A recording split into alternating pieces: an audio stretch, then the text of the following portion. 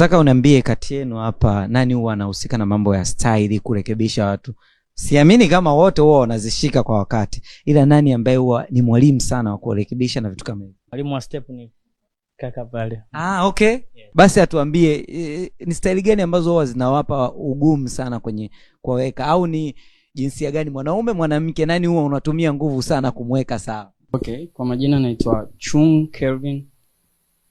Changamoto kama mwalimu naipata.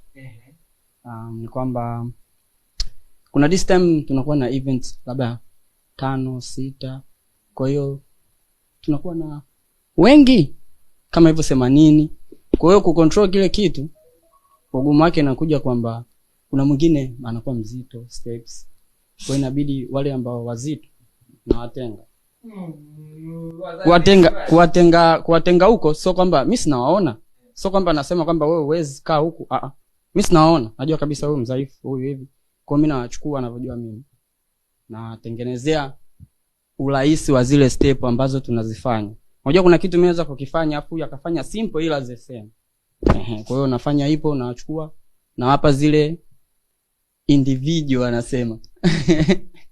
Nikifanikiwa, yani wakifanikiwa wote kuziweza hata kidogo, na waingiza huku, nikaingiza huku, inakuwa rahisi wote kufanyaje. Kwa hiyo inakuwa inachukua muda kidogo, yani muda mrefu. Hapo inategemea na mtu, kwa kusema kweli siwezi kusema mwanamke ama mwanaume kwa sababu wote wako vizuri. Kwa hapana ni wachache of course. Kwa hiyo siwezi kusema wengi kwa wanawake ama wengi kwa wanaume. Wanatokeaga mmoja mmoja.